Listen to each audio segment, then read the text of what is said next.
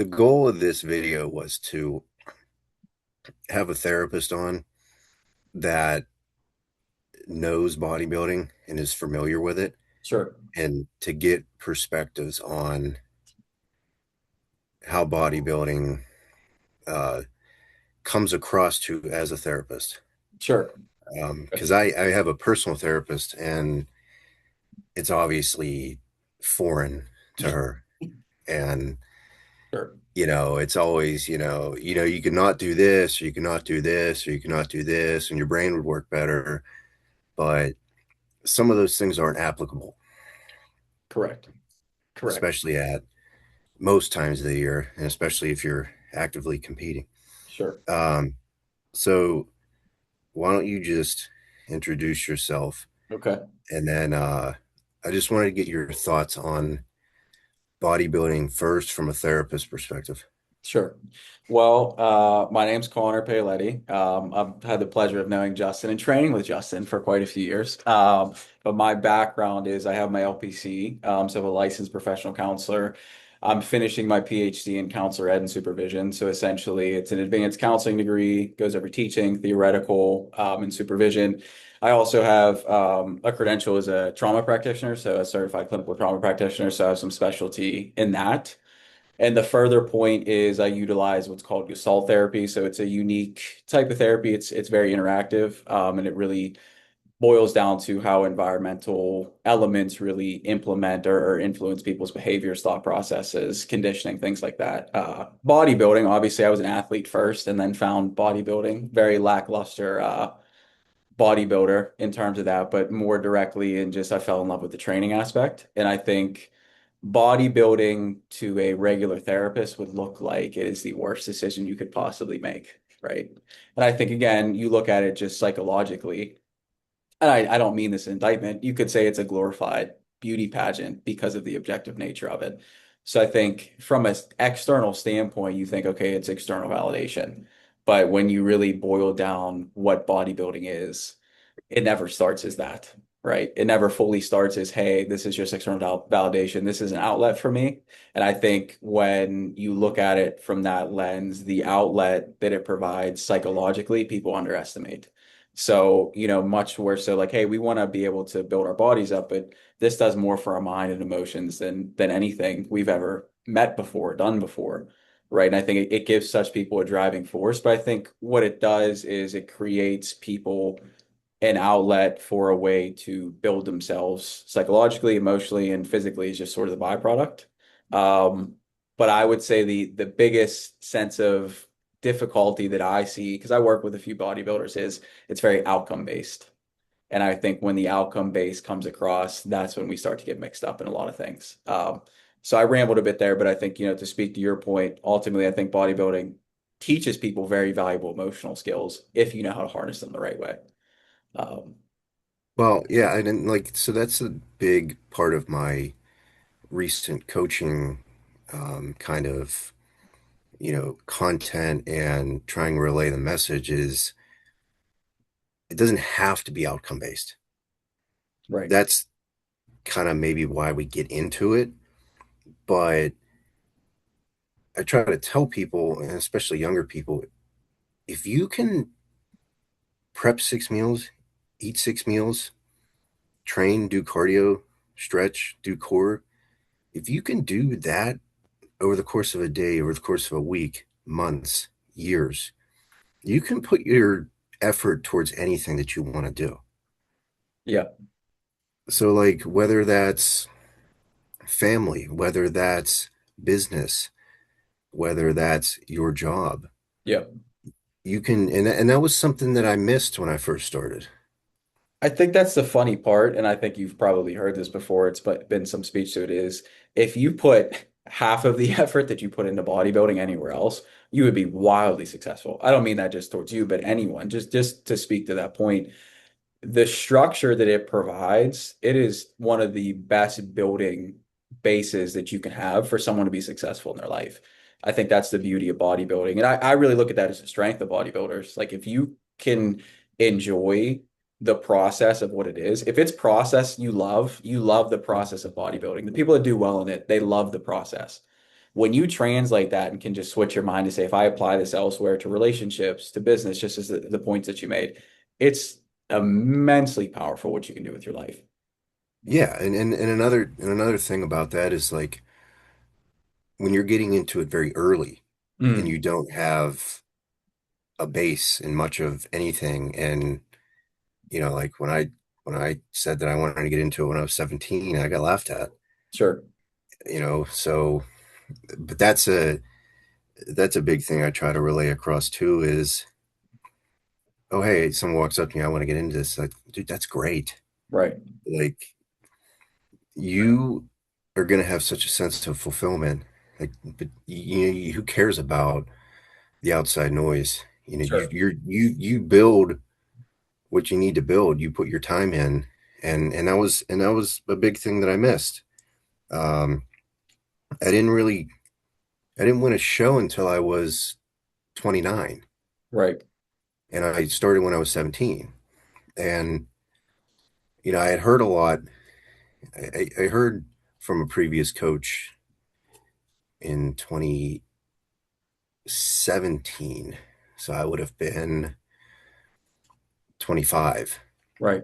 He was trying to tell me like, oh hey, like if you would just do your off season and do this all year, like you could be somewhere. And I just completely shrugged it off. Right. And then I got into a really bad gambling addiction, just because I was lacking direction. uh, I thought I wanted to bodybuild, and I was trying to do both at the same time. Right. And I you know I would dick off on my off seasons, and I would go into prep, and I would be gambling at night on whatever game there was, and I would be thinking about that, and I would lose, and I would take that into my morning cardio session when I needed to focus, and I'd be playing on my phone when I needed to be focused on, the things that I needed to do on the stairs or on the elliptical or through my core or stretching or whatever, just to Right. see what games were that night so I could get it all back. Um, Well, I think to speak to your point, the thought that comes up is this idea of the ability to delay gratification with this process. yeah, that's a big connection. Yeah, the delay the gratification of like, and that's the thing to think you're going to come into bodybuilding. Obviously, there's the freaks, right? Genetically, and they have a work ethic, and they come in and they win their first show, or they're a pro within a year, right? Those happen, but few and far between. It doesn't happen often. If they do, they're in the top percentile, and they remain there. You see that. But again, this idea of delaying gratification and being able to have the humility through this process, because again, when it feels like I should be further ahead in bodybuilding. When it's like, again, you don't see guys that reach their peak in open bodybuilding to the 30s, right? And it's like, who can put the nose to the grindstone for that many years and not see the outcome come out of it? So when you're so ingrained in that and you make bodybuilding your life, you have to find an outlet because most people, we're not wired to delay gratification. You can reach to anything, anywhere just to get what you want and anesthetize yourself at any point. So it really, comes down to this humility piece. And then again, you see social media is what drives it too. It's like, I should be where that guy is. Well, that guy might be a 0.001% genetic freak. And also, too, it encourages, the addiction part of substances. Like I think Phil Heath had said, hey, if you can't do an off season where you come off clean and you like do things to clear your health out, you become almost a drug addict in some regard, Yeah, right? And yeah, it, and that was a big reason why I wanted to have this discussion, right. because it is a long game. Hmm. And when we have such a vanity hobby, Hmm. we look for social media posts for likes. But then what if we're in the off season, we really need to build serious mass, and we don't look great all the time? Right. Right. Those are when the vices come out Hmm. and talk to us and speak to us. And for me, it was, you know, gambling on sports. Right. Right. And that's the thing too. Like the access to that is so easy to lean into something else, right? Addiction, always, the way that I always describe it to people, it's you want to feel more or less or something, and here's an outlet to do it. I want to feel more pleasure. I want to feel less depressed. I want to feel, wow, like what can I get out of this that's not going to hurt me? Thinking I can get and feel numb. I can get nothing, right? And that sounds like the best thing. And I think it's really what happens is bodybuilding in and of itself, the vanity of it builds a system where you're not grounded to anything because you don't really realize how long this process takes. Right. And again, people love it. So it's addicting in the same thing. Because when you see results, there's no better feeling than that. Right. But it's who's the people that can sustain that for the longest time. And if you don't have anchors, and again, a lot of people that find about bodybuilding, they find that as their only outlet. Right. And I think when it's hard to say, maybe I need to enhance the supports that I have outside of bodybuilding, because I basically cut my life out to bodybuild, right? Especially at a high level. So I think it becomes a very isolating thing that it's no surprise that leaning into some of those vices just come out so naturally. Because where else do you go? Most people do not want to live a life of I'm bringing my meal into a Pirates game, or I'm not doing cardio at 6 in the morning, or I'm not having the cake at those things. So I think it's really about how do I balance myself enough to know, hey, I do have some limitations here, and I need to recognize what they are, and do some self-development before while you're doing the bodybuilding. It's this bigger part of it is how do you allow yourself to be as most successful as you can emotionally and physically during it. And the vanity aspect is probably the biggest flaw of the bodybuilding aspect. But I think it's this idea you're not doing the process each day built on, hey, just this vanity is going to get me through this. I have to love what I'm doing. Right. And if you stop loving it and then you shame yourself through it, yeah, those vices are going to come out even further. So Yeah. reminding people of their why do you love this sport is usually what I ground people back to. What did you love about it? And just if it did start as external validation, how can it shift and develop? It doesn't have to stay that way, and Yeah. I, And that was a big thing. You need to have people in your corner Mhm, that are constantly, on you, whether that's a coach or mhm, whatever, because when you're losing it in the off season or whatever, that's when your coach should be like, okay, well, I haven't looked at your training videos in a while, so maybe send those through. There's got to sure, be something that can improve. sure, sure, And that was a big thing that got me out of the addiction, and it got me clean for years now. Was okay, how good could I be if I stopped worrying about this? right, If because there's more to just getting your meals in and getting your workout in and getting your cardio in. right, There's way more to it.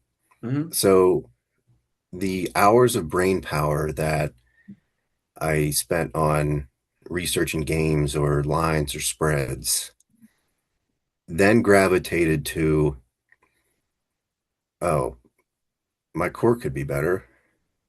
I could be looking at my training footage here. I could be stretching here sure, because I'm a tight mess and I have limiting factors in my shape that if I don't address, I'm not going to turn pro. sure, Those all need address, and I could maybe be pretty good at this. right, right, So, and that's a big thing about another reason why I wanted to talk to you was you may not see it now, but if you have people that are constantly reinforcing you and saying like it's going to come if you just sure, focus here, yeah, and that was like I that was one of the worst addictions. I'm sure you see it because it's not a substance. sure. So it was hard as hell for me to get off of that. You're not so much addicted. Again, there's the physiological aspect, right, where your body becomes addicted, but you get addicted to the feeling, right? It's this emotional feeling. What does this provide to me, whether it's relief, excitement, joy, or just even the thrill of something? Because bodybuilding isn't thrilling by any capacity. It's probably one of the most mundane things you could do, and it's done in isolation, right? And anyone that suffers in isolation, if you're good at it, yeah, you can do quite a bit. But we're human beings aren't wired to suffer in isolation. people always ask in these addictive cycles, like even relationships, like an abusive relationship, it doesn't matter what the sufferings come from. At least you have someone there that you're suffering with, even if it's your abuser, right? And even if it's a substance, the substance is there for me. That person's there for me, even though they're abusing me. Human beings are not wired to suffer that way, right? So even bodybuilding in itself is pushing you towards something that's evolutionary, not what we want to do, right? If you were isolated, you would die. So Yeah. you have to understand that, right, from a evolutionary standpoint too. You need people in your corner. And listen, people may not understand the bodybuilding lifestyle, but allow people to understand you as a person, right? And allow people in on that. And again, coaches now too, find a good coach. Like find someone that knows what they're talking about. Don't get attached to this idea, hey, they just because they coach a big name doesn't mean they care about you as a person. Right. And it's that connection too, even in your life. Who would support you? Who was the person that said, I want to pursue bodybuilding? Who was by your side when you said that? Right. And I think it's that part where you have the anchors in your life. But yeah, this idea of suffering and isolation, how can you allow someone in on that to keep you grounded and tethered to something? Especially, I mean, you're in prep right now, right? Your mind's like, Yeah. what the fuck am I looking at? I need someone eyes on me, right? Mm. And two, it's hard to be truthful. Like, how hard was it for you to be truthful about your addiction? Oh man, I hid it for so Yeah, long. And I right. hid it and I would pretend I was clean when I was not, hmm hmm you know? And I think that's, that's the thing is your body and mind know when you're lying, right? And what happens is when you lie and try to perpetuate it, what happens is you just continue to do things that are built off of a lie. So you never can actually find the step to go until you kind of come clean with say like, hey, this is a problem. And I think it's, the shame that's brought around having that problem. It's like, listen, we all have vices, and when you let people in to know on it, Justin, I was curious what that did for you when you admitted like, hey, this is when this was an issue. I'm going to bring this forward to people that care about you. What sort of happened? It's pretty angry. Yeah. Uh, didn't want to didn't want to accept it. Mm. Uh, didn't want to get rid of it because it took so much time and Sure. brain power that it just Right. and I think that it just fried like my neurotransmitters, and I was probably deep down worried that there wasn't going to be a replacement for it. hmm hmm I think that's the part is, and I say this a lot, like you're getting rid of a best friend at that point. Like when you were stressed, I would gamble, and even my own life, I struggled with addictions in many ways. My whole family was oriented with addiction, right? So it was genetically coded onto me to do that. Some people may have family that's even genetically, if there's addiction food wise, that can still come out as a different addiction somewhere else, right? And I think it's this idea that being healthy is very fucking boring. Like I say this to clients, I'm going to bore you into health because it's consistent, it's stable, and you know what you're getting. What more do you need as a foundation than that, right? You know what you're coming home to, you know how you're going to be met, you know what mood someone's in, you know what mood you're in, you know what you're going to get at the end of the day. And that's the same thing with bodybuilding. It is so boring. Guess what? Whoever can do the most boring thing each day over and over again looks the best on stage.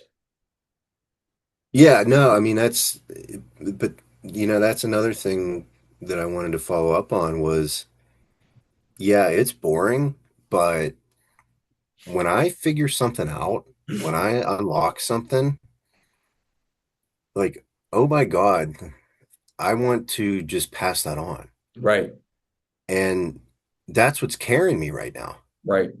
is shit. I learned a new way to hit my back, right? A new way to hit my chest, or a new way to eat a meal like this, or a new way to do this. Shit, I Mhm. pass it on to all my clients. Right, And like that's like the best feeling. for sure.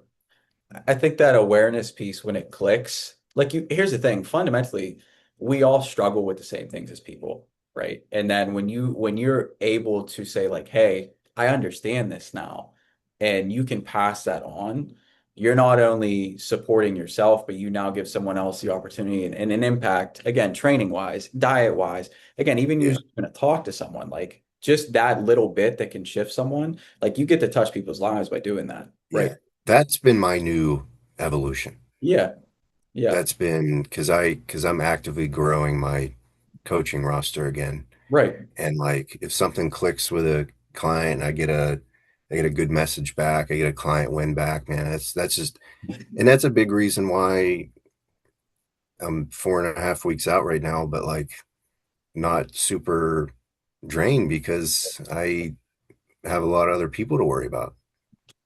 And that's the thing that, you boil it back down to is when you put something above yourself to strive towards, you now have a different purpose, right? When it Yeah, again, that shift back to that vanity piece, just as a basis for this, that's just about how you look, right? That's all the focus is. Now the shift in, wait, there's something bigger than me that I'm striving for that I get to go live and preach, right? Practice as you preach. And when you see it work, you get to pass that on to someone. And it's, hey, I'm congruent in my life. And you can feel when you're congruent, when things are aligned, when you're true. People talk about being authentic and present all the time. That's what it is. I say as I do as I say, right? That's just what it is. And when that clicks, there's so much clarity, just as you mentioned, like things yeah, just feel like they fall right into place. You can't really describe the feeling and I think that's the thing is when you notice it, like your eyes, it's like the blinders just go off and you see it. yeah. And you can see that in your physique too. Oh yeah, absolutely. I've had the privilege of watching you evolve too over the past, I don't know, 6, 7 years. The dude that I see now versus, 6, 7 years ago, it's a completely different bodybuilder. You Yeah, know, I appreciate that. oh, it's been all your habits too. Like you're doing the little things and you just love what you're doing. I've never heard you complain one time, right? About what you do. Right? And that's the thing too. You have to understand bodybuilding is a choice. Like Yeah, you don't have to do this. Like you can do it for your lifestyle and your well-being.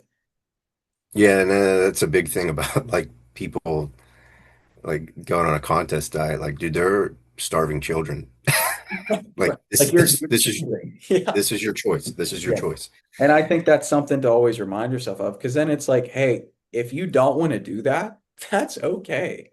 Don't do it. Right. Yeah, yeah, Like I'm not gonna lie, you have to love pain a little bit to be able to do it. Like you have to be willing to suffer. But it's a point too, if it's going to take away from you being able to communicate with your wife or come home to your kids or provide at your business, is the juice worth the squeeze in that? And that's just a thing that, listen, you don't have to do it that way. But the yeah, habit you build from it, guess what that is going to improve? Your relationships, your business, your life, how you show up. So I think there's an extension to that that just fall in love with the process, not the outcome. It's sustainable, you know? yeah. So going back to the newfound clarity, I'm going to bring up the next topic, imposter syndrome. Yeah. Why don't you, from a therapist perspective, explain what that is? For me, imposter syndrome is this, again, it's actually a lack of alignment and identity. You believe you should be something, but it doesn't feel like you are, right? So when I see imposter syndrome come across, I do think there's a healthy portion of it, right? Oh shit, this is the first time I have to apply all the things that I've learned, right? And now how do I go and do it? That's just a confidence piece. There's a transition. So I think there can be a healthy level of that. But the imposter syndrome, I really boil down to I feel that people find themselves not really being honest in their position or their capabilities, and they downplay what they're capable of, right? Which usually goes to the sense of where does this lack of solidification in your abilities come from?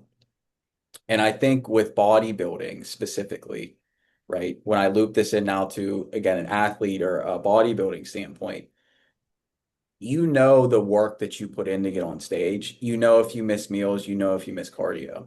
I always want to look at the evidence that's telling you that you're an imposter, right? And I think that's the thing, just to ground people in that is, okay, if you look at just pure the evidence, what would tell you that you are an imposter, right?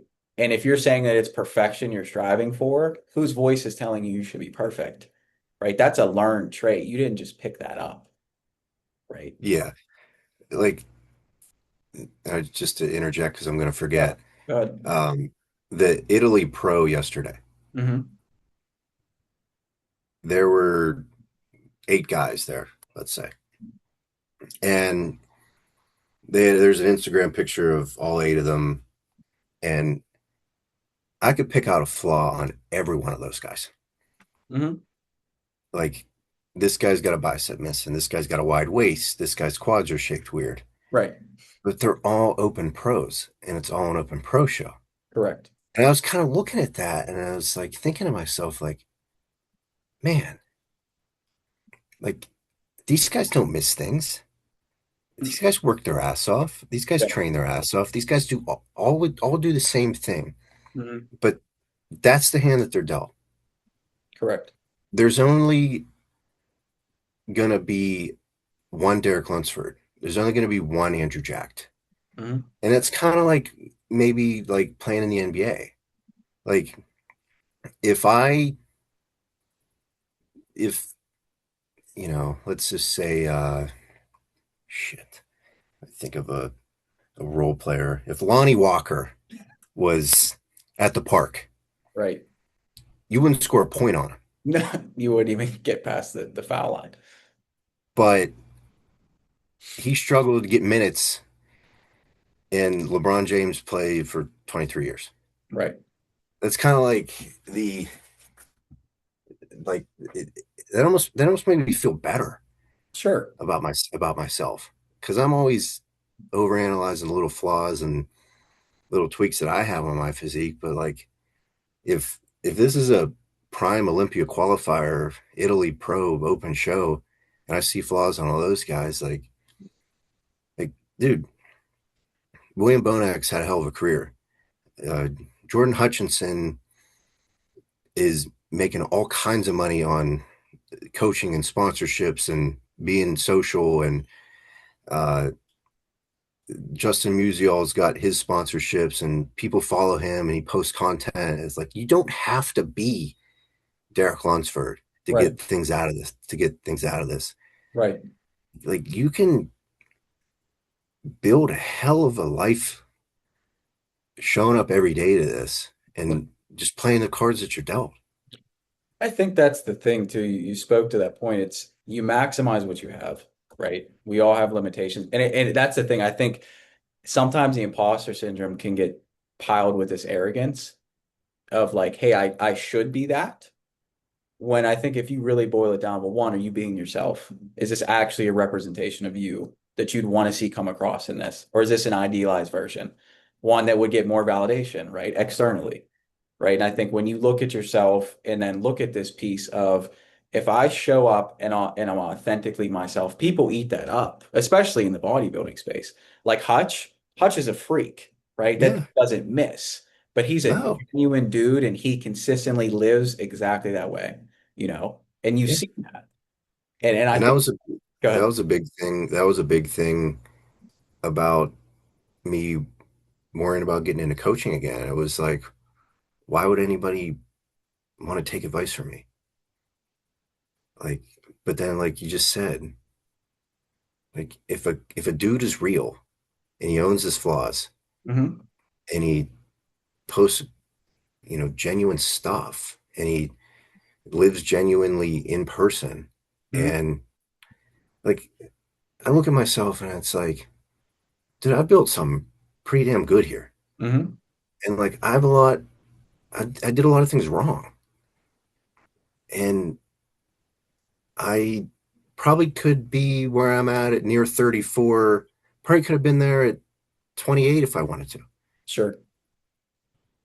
But I'm not going to cry about it. I'm going to help others get there before I got there. Right. And I think that's the thing, when you genuinely can own those mistakes, like, hey, I think some people are just wired to need to learn the hard way sometimes, right? And you can make your own decisions. But I think the end of the day is how do I own that I had to learn things the hard way? And how do I move forward and say I don't have to do it this way? And I think that's what comes across, what you're saying, Justin, is you don't have to do it this way. right? There's different ways to do this. And this is a path that worked for you. And you've learned quite a hell of a lot. You've worked with great coaches. You, again, trial and error. Your body is is the answer there, right? Your proof is in the pudding and what you've done. So I think the idea of it is look to people that, again, not that you idolize, but are real. Like this 1 + 1 = 2. You see how they got there. And I think the industry, there's a smoke and mirrors aspect to just, again, social media in general. Like if you practice what you preach, I 1,000% people like we are drawn to that because it's few and far between.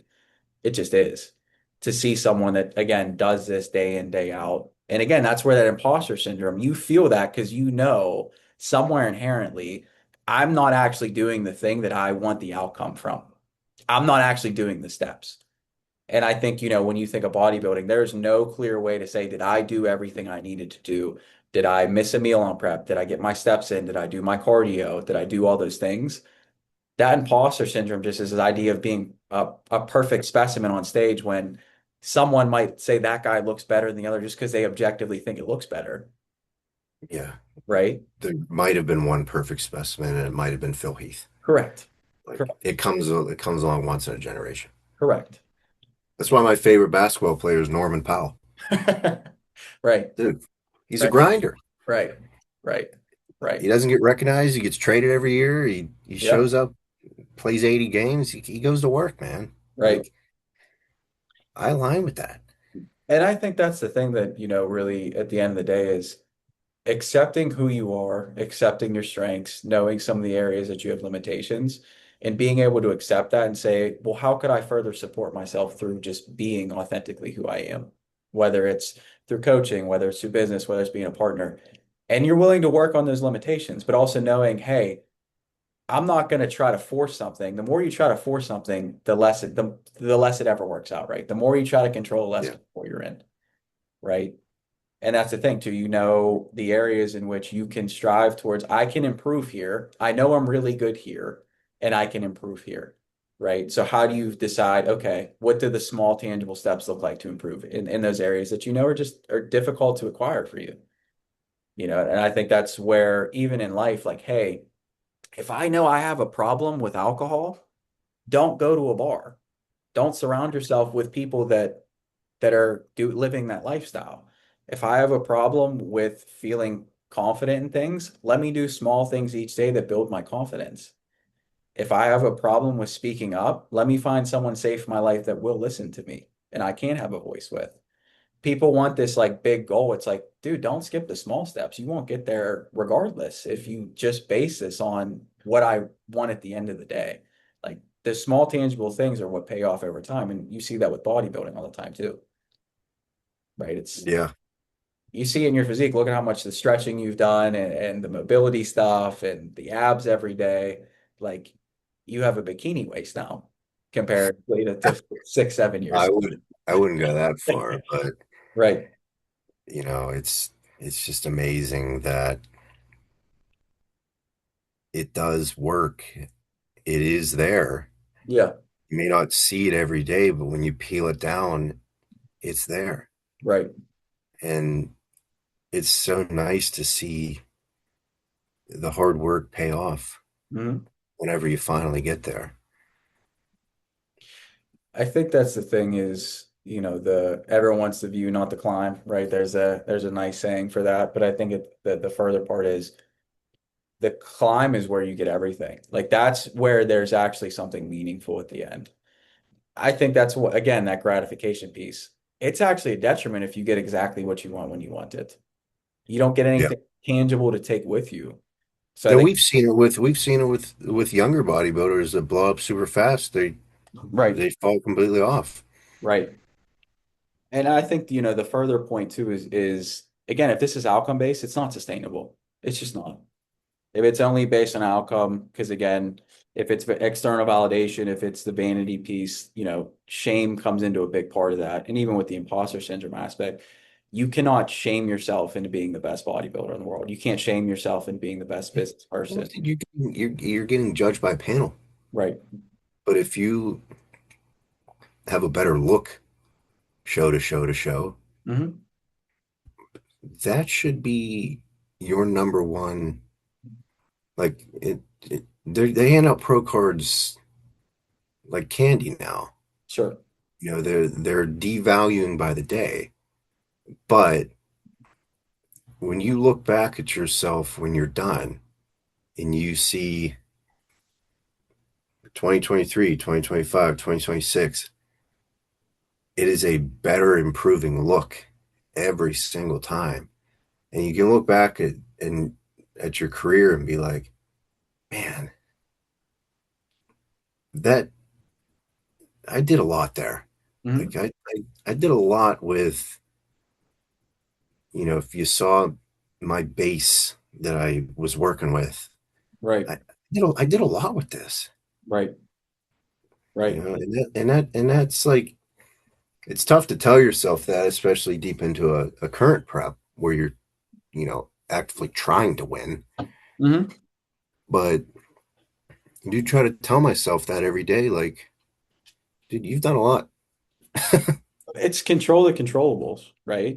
I think it's what can you agree to? What can you, again, the non-negotiables in your day to day, what can you agree that if I really put myself into this, I put my whole ass into this, what am I capable of?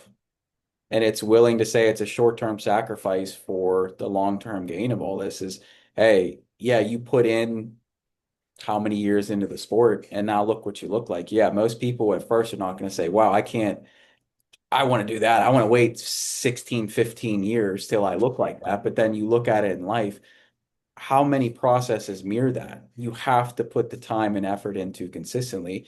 And it's the small things each day that amalgamate into that success piece. Like it's just do the small things each day. Watch what you're capable of. And again, to speak to that earlier point about bodybuilding, dude, if you do a fraction of the time of energy that you put into bodybuilding, the bounds are endless in terms of what you can accomplish in your life.